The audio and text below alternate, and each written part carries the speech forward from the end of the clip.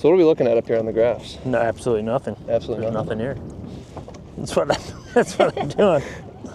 No, there's nothing here.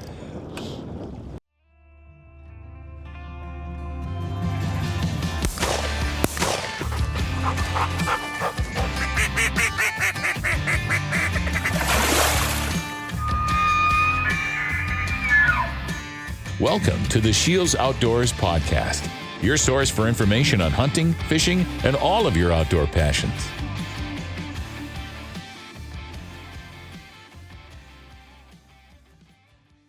Well, folks, welcome back to the SCHEELS Outdoors podcast. Got a pretty special guest with me. Got Josh Douglas, SCHEELS Pro staff. How you guys doing? Ready to try to catch here. some fish? Yeah, for sure. We're out here on, what are we on the Missouri? At SCHEELS Fishing University. So we just got some spare time, so we figured we'd pop out in the boat and see what we can do. Right on. I'll ask all my novice questions and Josh will give me all the right answers, right? Let's do it. Sweet. Awesome. Cool. First of all, am I right here? Yep.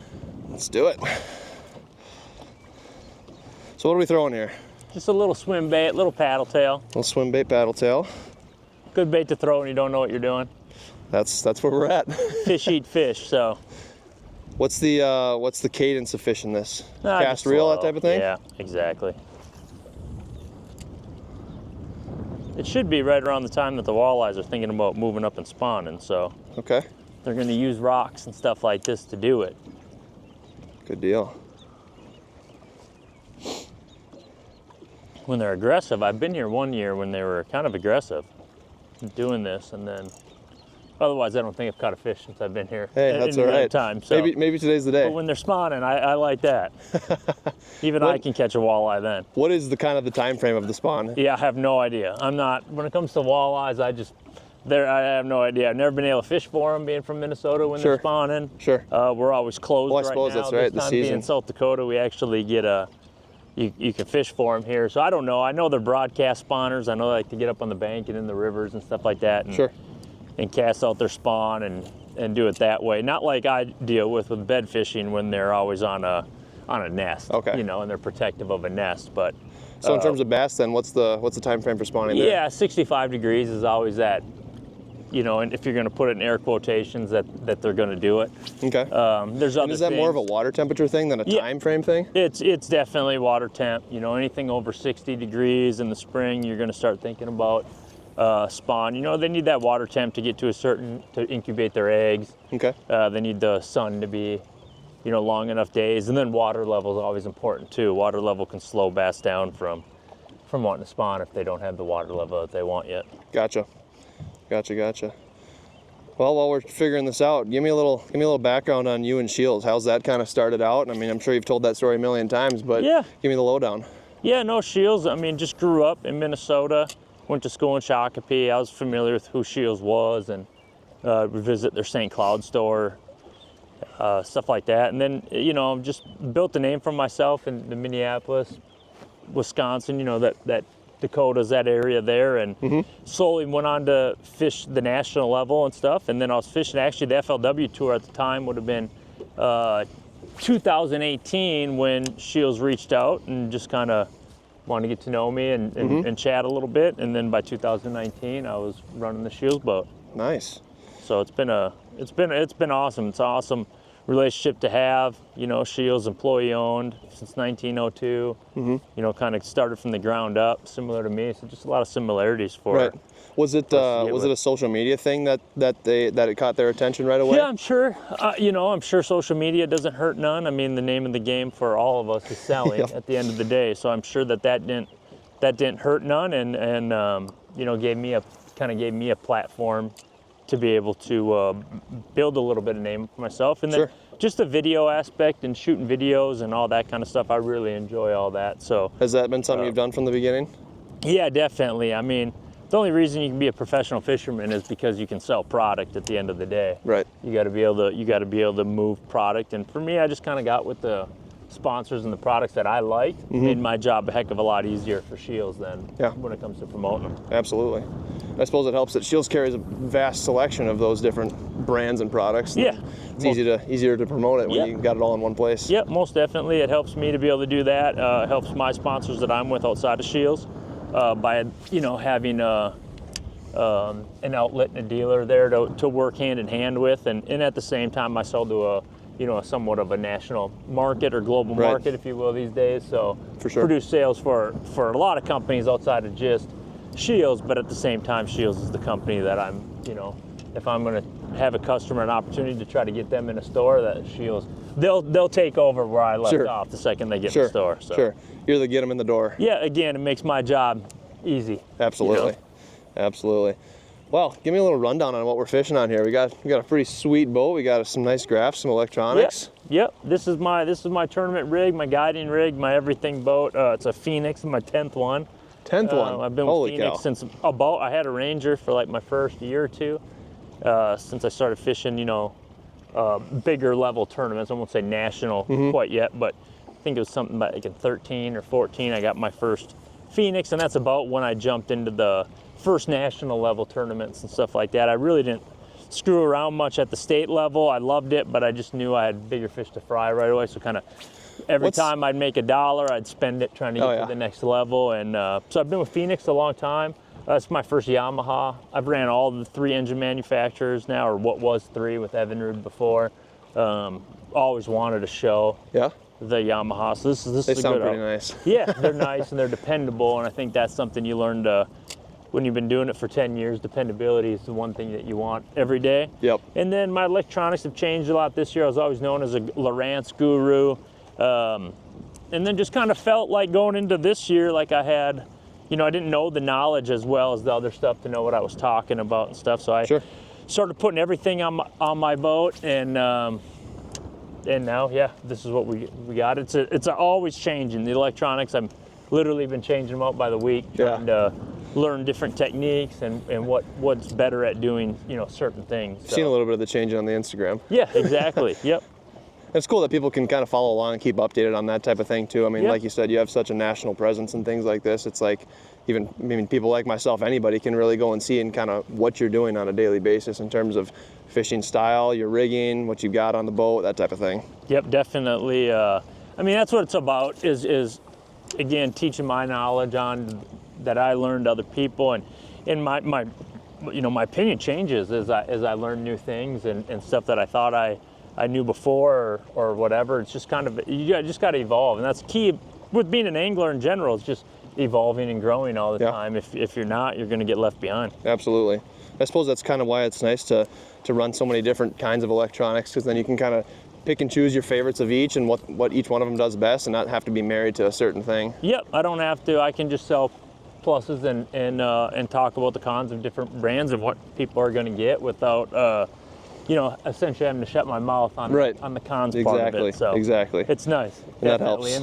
And then for me, it's all about chasing trophies now.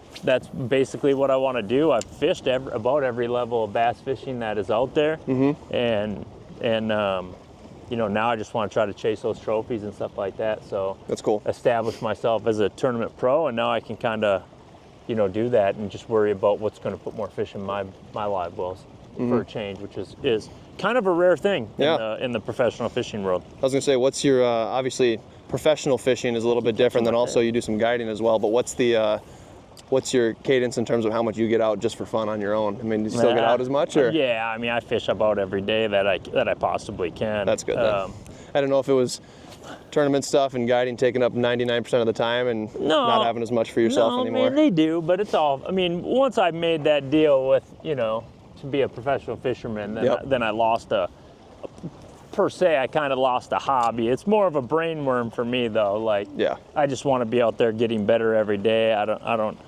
know any different. I don't know what else to do with my life. So for me, it's just kind of, it is what it is. So whether I'm guiding, guiding for me is as fun as fishing myself. I'm still on the water. I'm still thinking like a fish. I have to stay with them. And that's the most important stuff. But seeing somebody else smile when they lift up a 5-pound smallmouth, that gets my heart pumping as if it was my own. But, between that, tournament fishing, tournament fishing is technically my fun fishing. Right. Even though it's stressful as all get out. Right. It's still kind of it's my fun. It's an outlet. Yep. It's I get in my own head and do my thing and just try to compete. And then, of course, shooting videos and all that comes, there's a work level that comes with that, but the For end sure. result's still cool. It's me catching yeah. fish and stuff like that. But as far as fun fishing, man, I live right, 2 minutes from the Mille Lacs boat ramp. I got 13,000 lakes in my backyard. That doesn't hurt. It's pretty easy to go and find some time. And in the summertime when everything's frozen, that's when I really like to go down to Florida and down south and Sure. stuff and stay fishing. Sure. That time of year. So. You stay down for a while when you're going? Yeah, I was down there for like 2.5 months. Oh, yeah. Like that Oh, wow. This year. I mean, there ain't much for me I'm not an ice fisherman, so there ain't a whole heck of a lot for me to do. The 13,000 lakes turn into 13,000 things you don't want to go on right now. Exactly.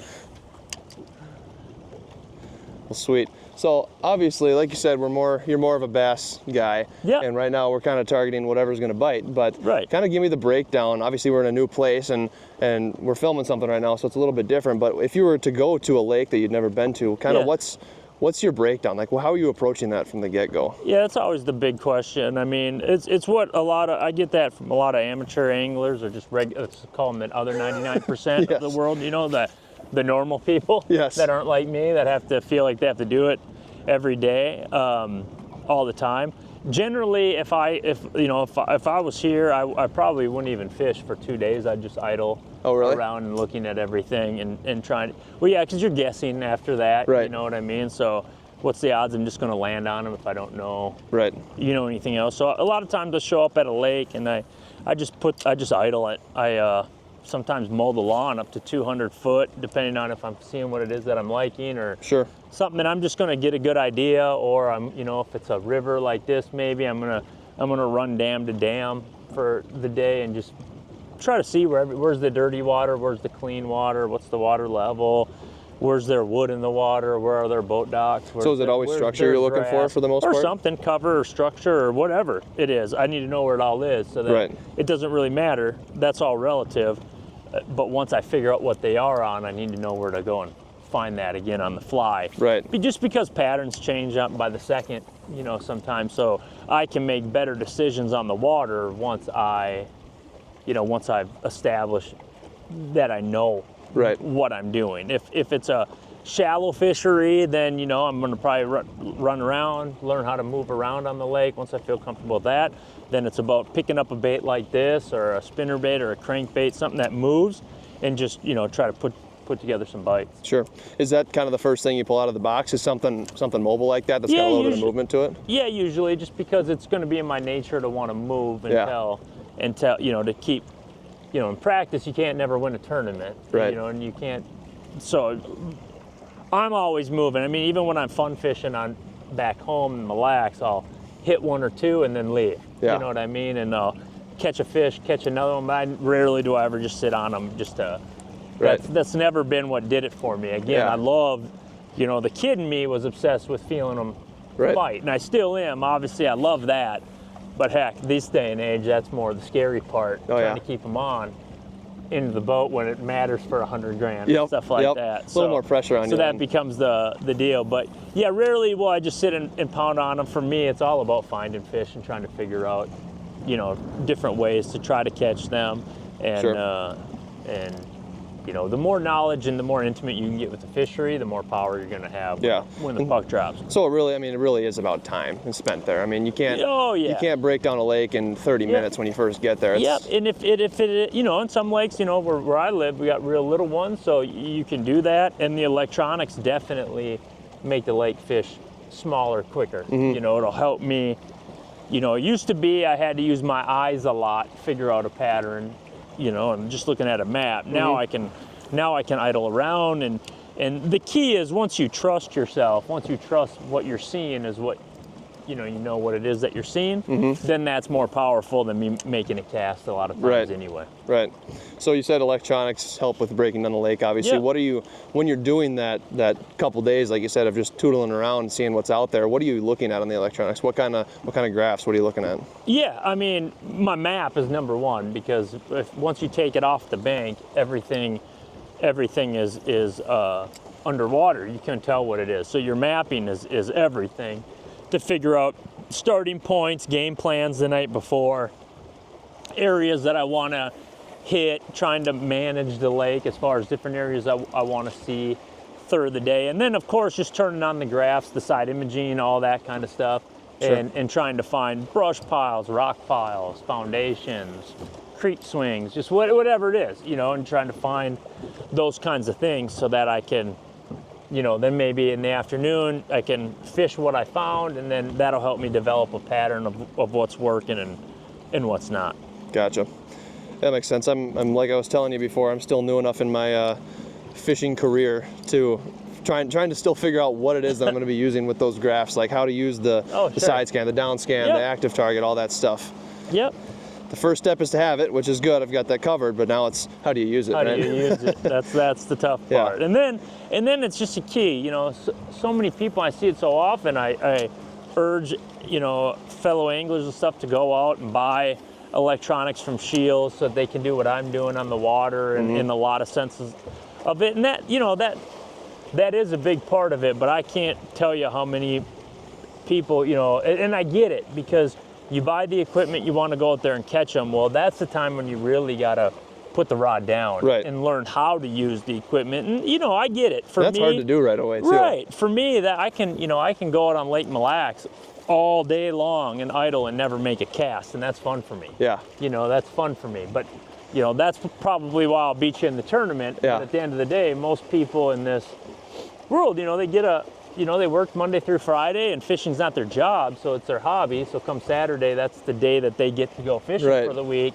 They don't want to just sit and Yeah. idle. They want to catch some fish, and I understand that too. But still, this is a great time, especially if you're from Minnesota or something like that, where the seasons are closed. Yep. Or even just the fishing can be poor. Water's still really cold, stuff like that. That's a great time to really be getting in your rock. Snag? That's really a great time to be out in your boat right now, you know, learning your stuff. Yeah, When you for sure. can't fish. Right. You know, when you literally can't make a cast anyway. Yeah, that's a good point.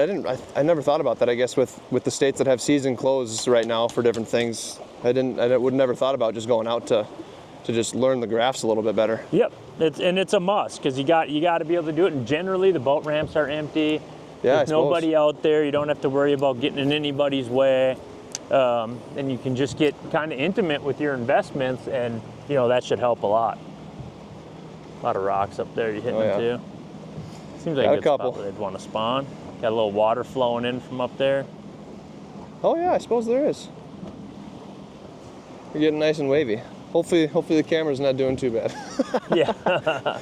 We're on a gimbal, so it should be pretty steady, but hopefully nobody's getting seasick while they're watching all this. right. Yeah, we can't. As soon as we start getting a little bit far from that break wall, we start to feel the wind a little bit. Trying to stay a little bit closer. It's a little windy out today. We were postponed for some rain this morning. We got a pile of rain last night, but it turned out to be pretty nice. Weather's really nice, temperature's really nice, but the wind is the only thing that's still a little bit of a maybe. It's South Dakota. Yeah, it's that's just the way always it a is. thing in South Dakota. It's just the way it is. That is the way it is. Well, you got any crazy fishing stories from this year so far? Anything super crazy going on? No, nothing. Those are always tough questions. Off the top of my head, nothing I can think of. Right. I mean, you always see. And it's still early. There's still plenty of time a lot in of the year fishing. to make those It's just happen. starting. No, you know, we've been to a lot of places already this year. We've had tournaments in Florida and South Carolina. Both were pretty good tournaments to start the year. Make a little bit of money. Spent a lot of time even down in Florida really working on the electronics again, which really, you know, it's generally a shallow fishery, but you know, you used to be able to turn your graphs off when you got down to places like Florida because it was all vegetation and 3 feet. But now even more, we're learning just how important the sonars are and stuff. And so just a lot of it lately has been, for me, if I'm not actually tournament fishing, and even when I'm tournament fishing, is just continuing to learn the electronics and how I'm going to shape them into my game. Sure. And were you saying before it was that like the technology wasn't there yet to be able to utilize electronics in that shallow water? yeah, just nobody thought you could. You know, Okay. now they're advancing with the forward sonar and stuff. We're learning so much more, so much stuff that I thought I knew in years past. I had no idea. Sure. You know, and I'm learning that I had no idea because now Yeah. I can see it live Yeah. happen in front of me. So just a lot of that, trying to change how I fish. You know, everybody has their things that they fall back on. What got them there? Right. You know what I mean? And in this case, you know, sometimes that what got you there still ain't going to be good enough. So you need to learn to change everything that got you there, and that can be a scary road, a different road when it comes to fishing. But for sure, that's the part that I like about it, is it's just always evolving and changing, and a person's got to stay at the change. We try to move and get out of the wind a little bit. Yeah, whatever works for you. Are you good? I think we'll be all right. Are we good? I think we'll be all right. Yeah, we could flip it around and go back. Try to see what that does. Yeah. In the meantime, I'll say when we were talking before, I was telling you about just kind of how I grew up, my style of fishing. We'd kind of go out with dad and brother and uncle and that type of thing, and pretty much just troll for walleye and things like that. So that's kind of all I really knew, and that's a ton of fun, obviously. But it's just, you're out there, you're trolling, you're trying to catch fish, same type of thing. But I'm just trying to kind of expand my horizons a little bit into the more of the target-specific fishing, kind of the different cadences that you can fish, the styles. It's a totally different game. Oh, and even that, the game's changing. So even going from walleye to bass, you got a whole and that's where I'm at. I've learn, and now us bass fishermen are even learning that what we did know and how we're doing stuff now is just going to be completely different. So, but that's the one thing, is everything ages, everything changes, and you just got to change. You got to move with change. That's like, it's a different type of comparison, but I'm a pretty big archery nerd myself. But it's kind of like the archery industry. It's like things change so fast that it's like, it's good to be set in your ways, but also you got to be able to absorb change, because once things change, they don't go back. So, and that's what's cool about fishing as a general rule of thumb. Fishing is whatever you want it to be. It's outside of the actual trying to catch fish. Right. But people, if you want to put $30,000 with electronics on the boat, you have the money to do that, and it's what interests you, that's your passion, then by all means that's available now. If you don't want a single piece of electronics on your boat, and you just want to go flip lily pads because that's your idea of fun for bass, which I understand, have at it. You can do that. You know what I mean? And that's what I like about fishing, is you can take something, you can look at a rig like this and go, but I could take a boat half this size with a quarter of the electronics and still get you to be able to go and do everything that I can do. There's a type of fishing for everybody. You can it is what you make of it. Exactly. Some people want big waves on the Great Lakes, and other people want a tiny little stream in the mountains somewhere. That's what's the cool thing is about fishing, is tournament fishing, you might need to keep up with technology and stuff like that to be able to compete at the tournament level. But at the actual fishing wise, that is everybody's own game, whatever it is you want it to be. So, like I said, new to the bass world and haven't done a bunch of bass fishing, but what's kind of your recommended starting point for people like myself who have not done a lot of bass fishing in their life, in terms of kind of baits, lures to throw, that type of thing? What would be your recommendation for somebody to start out? Well, basically you're going to have like your largemouth fishing and then smallmouth fishing, and they're pretty different. They're both in the bass family, but they're kind of totally different fish. A largemouth, as a general rule of thumb, is more like your mountain lion. He's an ambush predator. He doesn't see great, but he's got a lateral line, feels everything really well. Likes to sit in docks, likes to sit on a rock pile, in bushes, in weeds, something like that, so it can ambush predators. Or that's prey. Smallmouth are like a pack of wolves in the fact that they got ferocious eyesight. They can see. They can see really, really well. So they like open water. They like clean water. They're fast. They don't like to hide like a largemouth does. So you have two different ways to go about fishing. So if you're going to be, if largemouth, you're looking for a lot of times for your better bluegill style lakes, like a lot of lily pads, a lot of grass, both submergent and emergent grass. Anywhere where there's going to be a good bluegill population, there'll probably be a pretty good largemouth population. And then smallmouth, smallmouth are more either a river fish or open water glacial fish. Like now you get down south where you can get them in like the rivers, but you still got the current aspect of them. So you got two totally different fish. The thing is, you kind of want to understand the basics. So with smallmouths, they generally prefer to be around rock, looking for crawdads. Largemouth up here in the north usually prefer to be around grass or wood, and they're around bluegills and crawdads and stuff like that. Now, down south, a little bit different beast. They got shad, so that opens it up. a fishery a little bit. But Sure. as far as basics go, you know, and living anywhere around here up north, you know, understanding, getting out with some braid on a fishing rod and flipping a jig around is going to be a good way to understand, you know, how bass want to be an ambush predator, how they want to ambush something. Mm-hmm. You know, I see a lot of people don't fish every day. They see a clump of weeds, they throw maybe to the side of the weeds, but they Yeah. never try to go through it. And Yeah. that's where he lives is through it. And Okay. that's what he's trying to do is catch things that are going to go in there. So Sure. you're going to get more bites, but nobody wants to get weeds on their Ah. bait. So learning, Pro tip. yeah. So just learning stuff like that is huge. Is going to be big time beneficial. But you know, you can take a little topwater frog out and throw that over the tops of the vegetation, and that'll show you real quick how you can fish weedless presentations in the thick stuff and show you where them fish want to live. Sure. So that's a great way to do it. But yeah, it's just the basics, you know, a jig, you know, you're talking about largemouth, you're talking about a crankbait, a jig, a spinnerbait, a buzzbait, and a frog. And those things will cover you for everything. Now there's a whole lot more super advanced stuff, and I have a garage full of tackle to prove it for just chasing bass. But you know, those 5 things, those will definitely help you. And then smallmouth, you know, you basically a tube and a crankbait and the little paddle tails like this. Okay. And a Ned rig are going to be maybe some topwater action, a popper or something. That's going to be your nuts and bolts for smallmouth fishing. So just kind of understanding those 2 fish on their own, I think will help you every day have a good time chasing them. Right. And then you can start working on, you know, the advanced stuff as you go. Like I was saying before, I've fished north of here a little bit on the river, but it's been mostly kind of that trolling for walleye and stuff like that. And whether it's pulling bottom bouncers or crankbaits or something like that, we've caught a bunch of smallmouth on those too. It's like sure. the differences between fishing like that for smallmouth, or maybe not directly for smallmouth, versus like flipping jigs or something like that.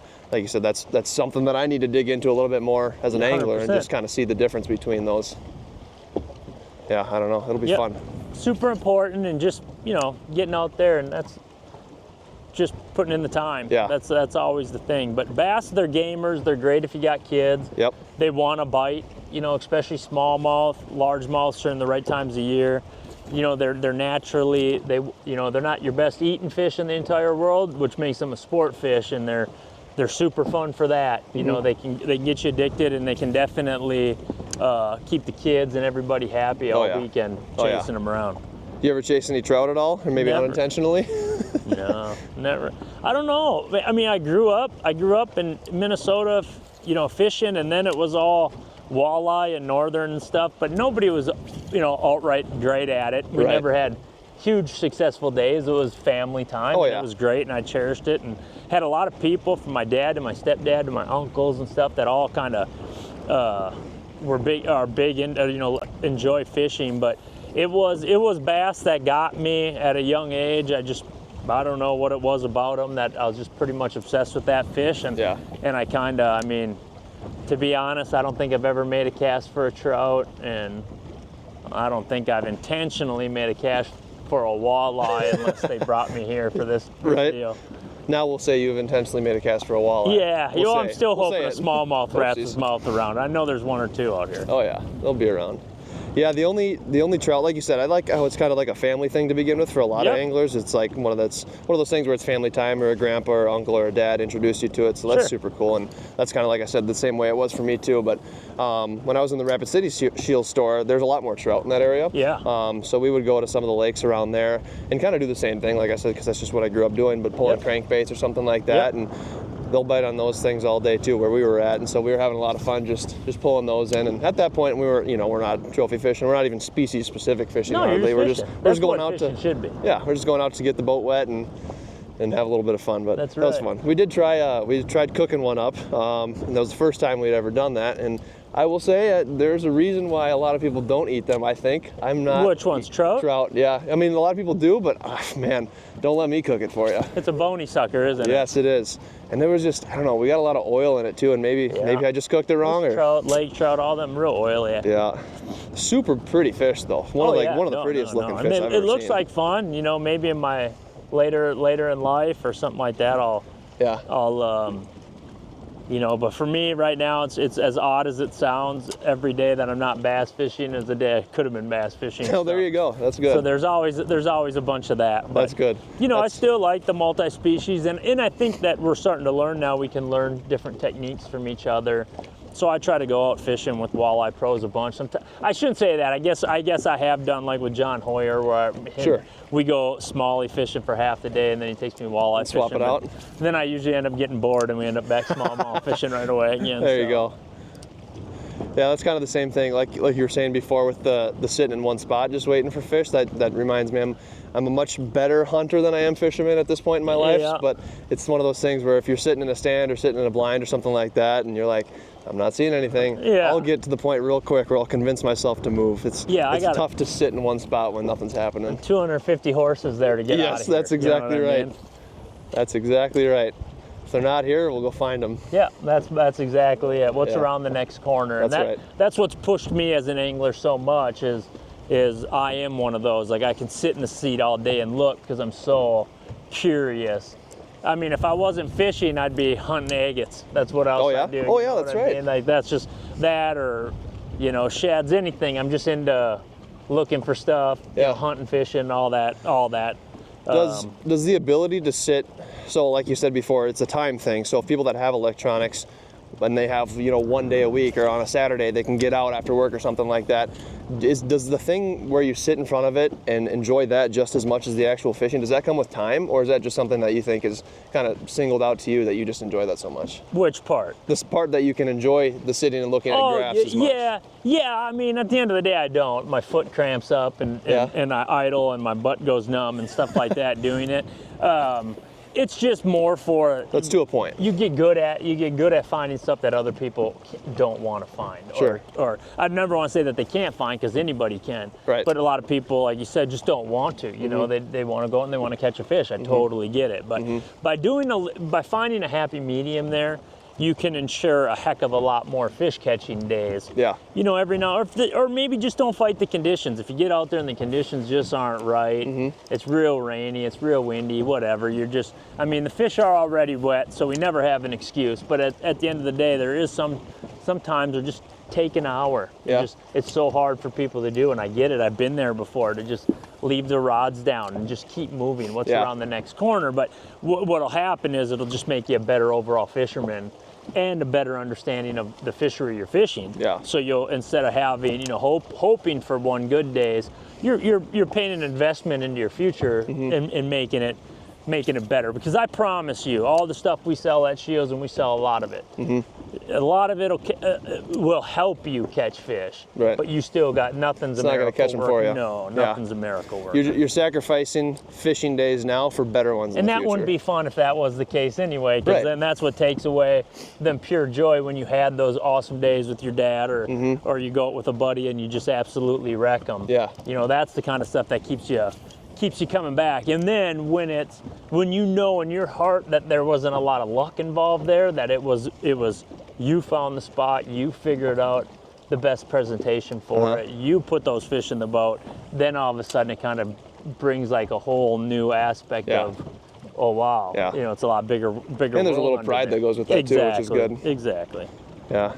So like I said, we're at the SCHEELS University, the Lake Fishing University. So what do you think is so cool about what SCHEELS does here with this university that really helps kind of set ourselves apart from competition in terms of how we train our employees and things like that? To me, it's everything. I mean, it's something that, you know, I was sponsored halfway decent before I had good relationships with the companies that I'm working with before SCHEELS, enough to where I was in other stores, other big box stores, mom and pop, stuff like that. And it brings a mom and pop atmosphere to a big store, to a full range store. Very educated staff, long, you know, it was always so rare for me with all the travel I did to ever see the same person twice. And that's not something that you know, SCHEELS, you always see the same people twice. They're vested into the system, they're vested into the store. And it's stuff like this. I mean, from the first one I came to, I think in 19, my first year here, I was just blown away at more so all the stops that SCHEELS as a company pulls out for this event. You know, how much they put into it. And now I've gotten to do them here, and I've gotten to go to, down to Texas for their earlier ones down there. And to me, it's just everything. One, it helps me build a relationship with the staff and stuff like that, and to find where, what kind of stuff the staff needs as far as content goes and stuff, which in turn helps their clientele and their customer in their specific area. But at the same time, it's the most educated staff that you're gonna come across. And that's why I say it really, I can fish G Loomis rods and Shimano reels, and everyone knows whether it's what you throw or not, that they are, they sit up at the top. Yep. And, so it makes my job easy. I can hand you this, you're having no problem casting that. It feels great in your hand. Yeah, I will admit, it does feel pretty great. The same thing, if somebody, hits me up for, hey, you were just out turkey hunting, what boots were you wearing? Or hey, in this podcast, what head was that? Stuff like that. And that's where the staff really learns that education. So I can say, just go into SCHEELS, stop by your local SCHEELS, and they'll take it over for me the second they walk in the store. And then I know, because just all the travel, growing up, SCHEELS was generally a northwest company.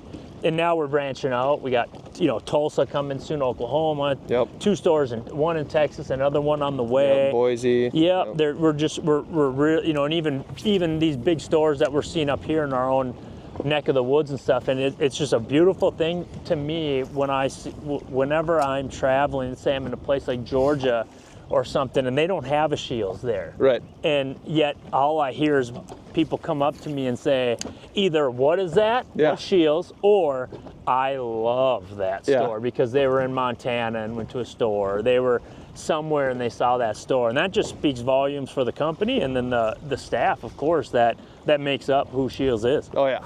That's always my favorite question is, what is SCHEELS? Because it's like, there's so many cool ways you can describe or it. SCHEELS. I've heard that one too before. In some of the editing software that we use, it will automatically correct it to SCHEELS all the time, every single time. Yeah. It's like, oh man. Mine's so good, my phone knows me now. It caps all Oh, SCHEELS there you for go. me, so I don't even have to do it You don't myself. even have to do that. That's awesome. But no, an event like this, getting everyone in for the week, I see different faces every time I come, and I try to sit in to most. You saw me there this morning. Oh, yeah. I try to sit in on most of the stuff just to learn and see whatever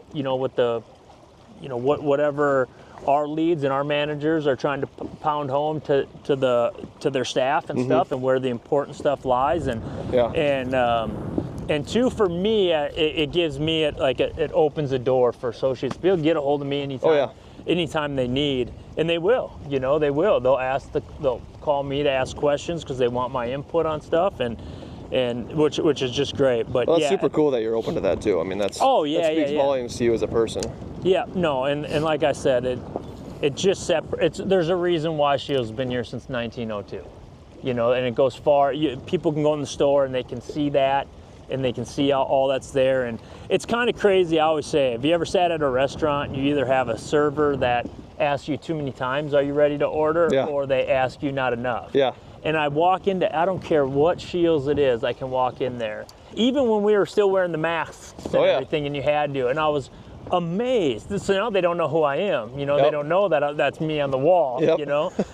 So I'm getting. It's like, I don't know how they do it. I swear they have something in their ear. Earpiece. They're perfect. they perfectly ask just the right amount of times. You know what I mean? Do you need help? Is there anything I can help you with? And if you're browsing right away. It seems like it's like somebody tells them he looks like he's ready for a question, and they're on me already. And they've got in a good way. You're like, I do have a question. Yeah, that's good. So it's just stuff like that I like, and it's all part of a bigger deal. Everybody's kind of got a role to play. Right. And at the end of the day, everybody that's at this university, whether it's ASLs, the specialty shop managers, the pro staff, me, marketing team, that type of stuff, everybody's here to try to become a better fisherman. Yeah. I mean, that's what it is. It reminds me of hockey camps when I was a kid. Oh, there you go. Going to hockey camps, and that's basically what it is, except this is our dry land, or this is our, this is our actual, this is our rink out on the water. And they bring in big pros, they bring in all, industry people and all that. So you have the staff has so many different people that they can ask. If it's more of a numbers, more of a product question, they have product people there. If it's okay, talk to me in fishing terms with this product, then they have guys like me here to do that too. So these are awesome. I look forward to them. Anytime I see that I have a tournament or something falls over the week, one of these deals, I kind of get bummed out. But it ain't just fishing either. They do it for hunting, they do it for cooking, they do it for golf, they do it for everything. If you haven't been inside a SCHEELS store, they have, I get a gift card every year, and my wife has zero problem spending that thing. So pick your card out they for have ya. a little bit of everything for everybody too. And top of the line stuff. That's another thing too, that they, I love that they carry the top of the line brands and stuff like that. Yeah, absolutely. Well, what do you say we wrap it up and maybe see if we can catch fish for a couple minutes and sure, maybe bring something in the boat? Yeah, let's Awesome. Let's do that.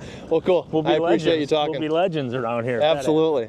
Well, guys, check out Josh on all his socials. And yeah, Josh Douglas Fishing is everything for my social: Instagram, Facebook, YouTube, websites. Josh Douglas Fishing. By all means, follow me, and we try to keep good SCHEELS content and just my own content rolling. Yep. Check out some Lure of the Week stuff. We got some Lure of the Week stuff coming here pretty soon. This is one of them right here. That's the one. So cool. Well, appreciate you tuning in. Catch you in the next one. Thanks for having me, dude. Absolutely.